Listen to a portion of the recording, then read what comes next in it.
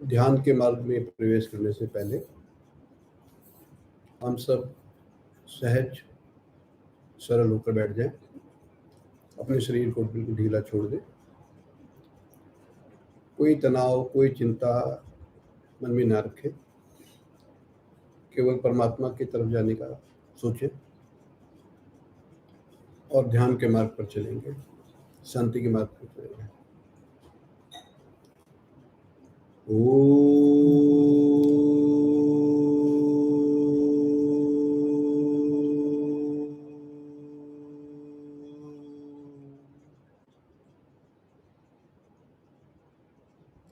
सब अपनी आंखें बंद कर लें।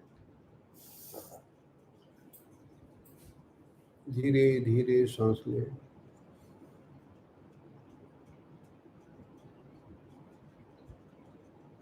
अपनी सांसों को देखते रहें। हर सांस को आते हुए देखें, हर सांस को जाते हुए देखें।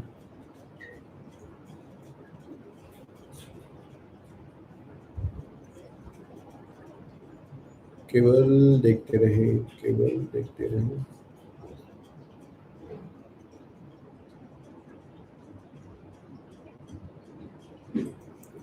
हर सांस को भीतर आते हुए देखें, हर सांस को बाहर जाते हुए देखें।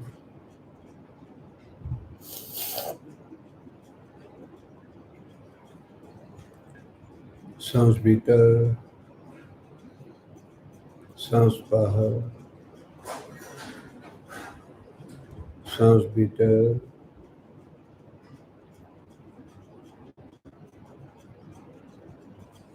सांस बाहर,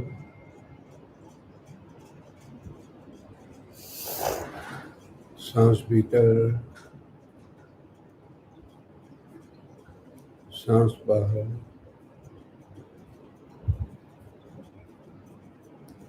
हर भीतर आती हुई सांस के साथ परमात्मा का ध्यान, परमात्मा की शांति अपने भीतर लेके जाएंगे। हर बाहर जाती सांस के साथ अपने भीतर का तनाव, अपने भीतर का क्रोध, अपने भीतर की चिंता बाहर निकाल दें। सांस भीतर, सांस बाहर, सांस भीतर, सांस बाहर।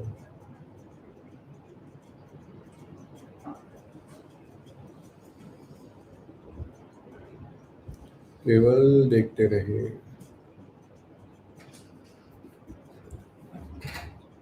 केवल देखते रहे, केवल देखते रहे।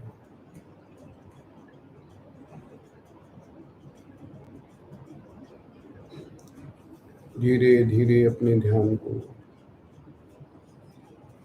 अपनी संपूर्ण चेतना को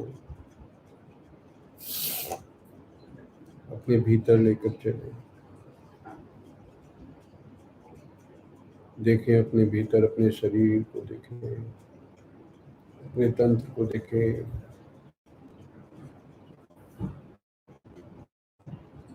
देखें अपने हृदय को धड़कते हुए।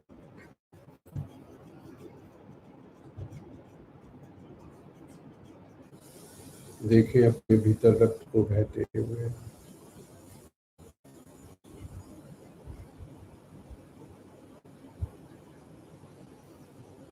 और गहरे जाएं, और गहरे जाएं। अपना पूरा ध्यान, अपना पूरा ध्यान अपनी दोनों भवों के बीच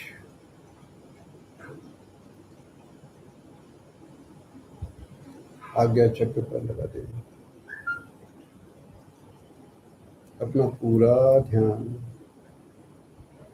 अपनी दोनों भवों के बीच अपने आज्ञा चक्र पर लगा दें।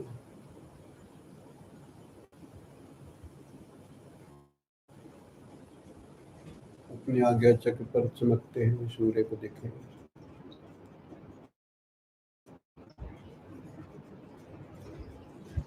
दोनों भवों के बीच, अपनी दोनों भवों के बीच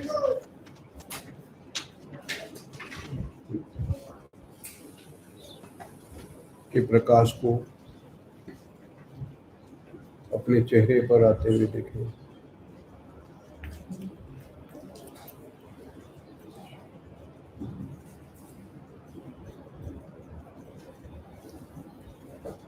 हमारा सारा चेहरा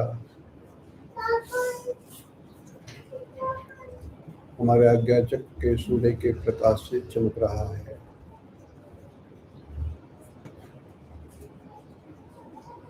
प्रेम की मंदाकिनी बहने लगी झरझर, हिमालय बन गया मेरा शिखर।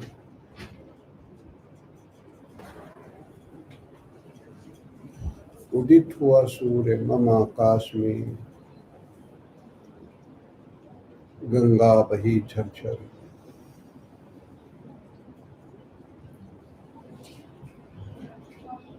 मेरे चेहरे से, मेरे दोनों भवों के बीच से, आज्ञा चक्र से निकलता हुआ प्रकाश मेरे सारे शरीर में समा रहा है।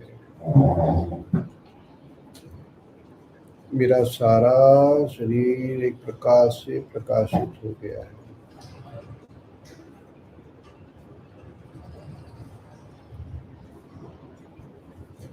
मेरी भवों के बीच के सूर्य से निकलता हुआ प्रकाश मेरे चेहरे से होता हुआ मेरे सारे शरीर में चला गया है।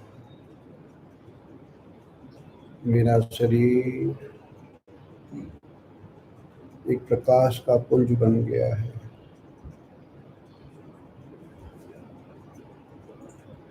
प्रकाश की किरणें मेरे शरीर के बाहर तक जा रही हैं।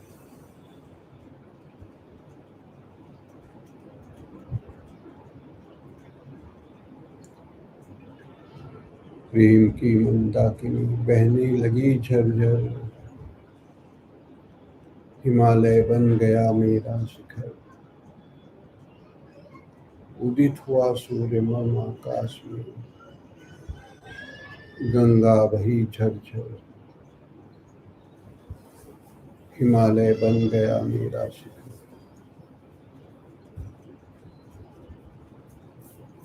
अपना पूरा ध्यान अपने दोनों भवों के बीच आज्ञा चक्र पर लगाएं।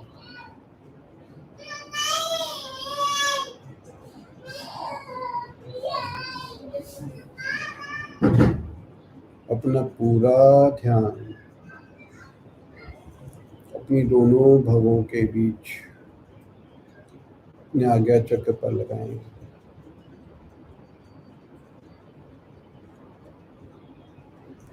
अनुभव करें सूर्य को, अनुभव करें परमात्मा के प्रकाश को।